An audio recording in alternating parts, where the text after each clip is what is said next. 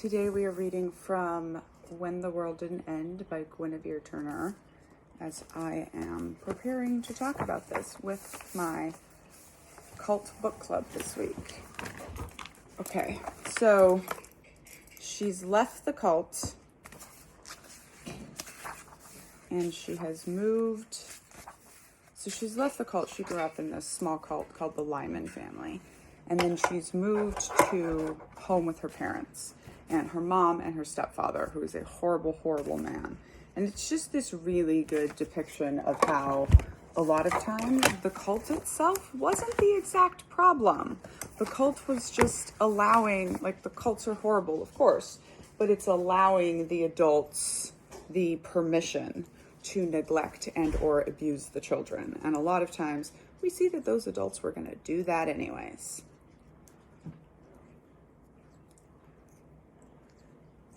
A week later, I started school at Dover High. She's left her parents and she's gone to live with her grandmother. She's 15. When I arrived at the office with Granny, she said, "Oh my, this school has changed a lot since your mother went here," and then promptly drove home. I was introduced to a woman named Linda.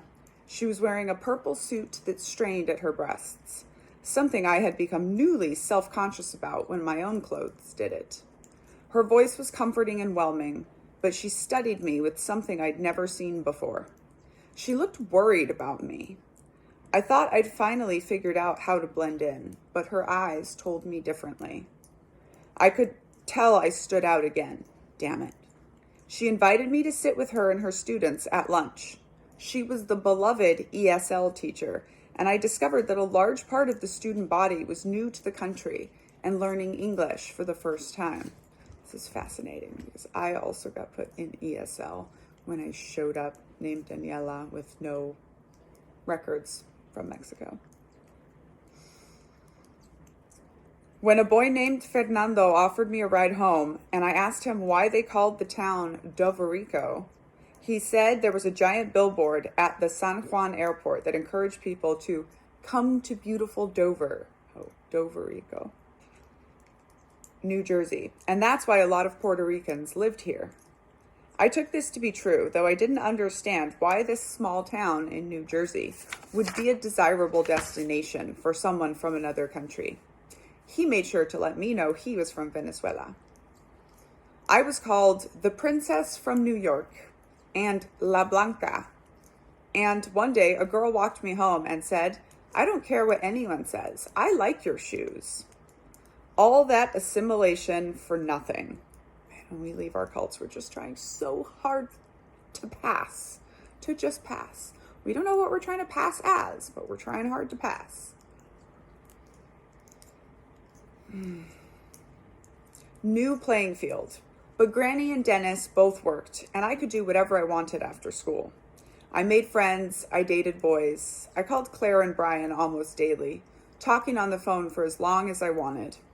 I joked around with Uncle Dennis, made clothes for myself with Granny's expert help, and when I woke up in the morning, I felt so excited for life that I could barely control my joy.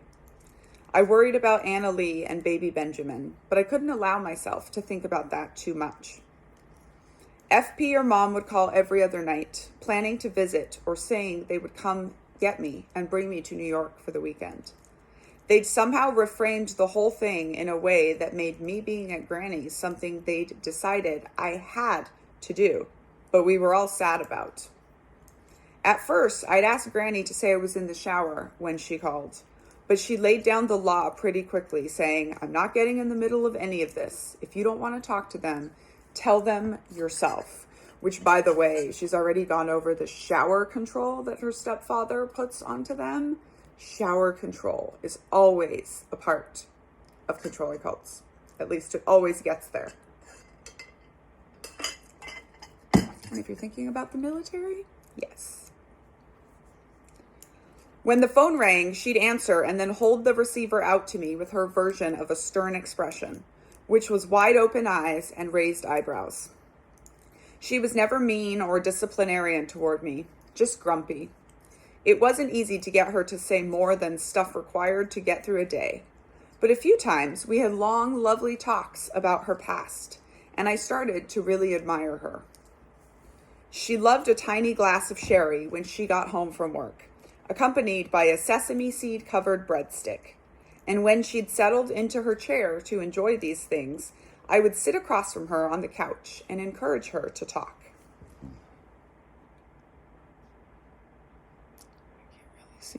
Can't really see the comments so well. While she was talking, I would try to envision the awkward young woman I'd seen in the photos that she had, her smile only present in the pictures taken before she got married.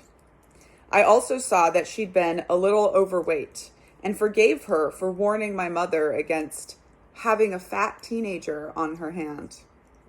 Cults always want you skinny. She'd probably been speaking from some past painful experience. I was in the business of starving myself at the time and lusted after the breadstick she was taking tiny bites of as she talked. It was only 40 calories, but still, there was no way I could afford to eat one of those every day. We often leave cults with very messed up body images and very messed up relations to food, because usually the food is part of the power and control that is exercised against us as well. I was beginning to understand that the life she was living had most definitely not been her dream. She had been a Marine in World War II and a spinster at 30, eventually marrying the only taker at the insistence of her parents. I learned that my grandfather was a divorced man when she met him, but I was getting the feeling that he had not been a good man, and she wasn't sad when he died. She spoke wistfully of her daughter Nell, but never about where Nell was now, and she did not speak of my mother's failures because there I was, Exhibit A, a teenage girl living in her house. Mom visited, FP visited, and I somehow avoided going back to that dreaded house in Garrison for most of the school year. I wrote letters to Claire, pined after baby Benjamin and how he was growing up without me, and didn't let on to FP and my mother that I was having a lot of fun at Dover High. There was a cosmetology school inside my new high school, and I was asked to be a model for their annual hair show. I never shared with them how magical it was when I sauntered across the auditorium stage in shiny maroon satin while Shannon's Let the Music Play blasted over the sound system. It seemed crucial to paint my life here as drab, as if it were some kind of punishment. I dreaded FP's visits. He'd arrive by 10 a.m., wandering around Granny's like he owned the place, criticizing the clutter, waltzing into my bedroom, and touching things. Just touching things, like he always did. I'd started to see him not as a calculated creature, but an instinctive one. He wasn't smart enough to devise an evil scheme. He was just delusional and driven enough to make things go his way, and violent enough. He didn't know that his touching things in my room would make my skin crawl. He touched them like an animal would pee on things. I wasn't nearly as scared of him as I used to be, but there was still no relaxing in his presence. Of course, he was heavily sexually abusing her when she lived at her home. When he visited, Granny would be polite and offer him coffee, but then disappear into her bedroom. Dennis stayed in the basement. FP would take me to a nearby diner and, in between complaining about how expensive the food was or being rude to the waitress, say things like, "Your mother has been crying and going through a lot of stuff, and I'm really surprised because I didn't think she cared about you that much." Or, "The shine has left your eyes." Those words make me want to cry, but I did not. Instead, I'd count the minutes until he drove away, so relieved there was no way for us to be alone. When he was gone, I would erase him from my mind for a few days at a time, a luxury. But Brian was going to be home from college for a big football game, and I had to go back for that. While I didn't care about football in the slightest, I wanted to see all my friends, especially him. He'd been calling and writing. We definitely weren't dating, but I indulged myself in a little fantasizing about being his girlfriend. I thought I might be in love with Brian. He was muscular but shy, popular without knowing it, said little, laughed often, and had a sly way about him, that telegraphed that he did not care what people thought of him. He'd been the star quarterback of the football team in his senior year of high school, but he was dismissive of the status it brought him. Unlike his teammates, he had longish, feathered hair, and his favorite shirt was from a Foghat concert he'd been to. His biggest passions were playing drums and his band, Talon. He'd written me letters almost every other day since I'd been away. Letters full of jokes and observations about the people we knew, ruminations on life, and every once in a while, a crumb of romance, but not directly stated. FP wouldn't hear of me spending the weekend with Claire while I was in Garrison, and I needed him or my mother for the ride back and forth. So, as much as I didn't want to, I stayed in that house for 2 days. I did get to go to the game and see all my friends and goof around with Brian in the bleachers. But of course, I had to come back when the game was over and not be a part of any of the fun stuff that people were doing afterward. Oh, the control. And then she writes a very long letter to Claire that we are just going to skip over for now. After that, I vowed never to be foolish enough to set foot in that house again. But FP kept coming to see me every weekend, staying later and later, and sometimes just driving aimlessly around in his car in a way that made me scared he was going to kidnap me. He'd find lookout spots, like the spot kind in the movies where teenagers go to make out, and then park and talk my ear off until the windows were completely fogged up and I wanted to scream. He would sometimes put his hand on my knee or find an excuse to touch me.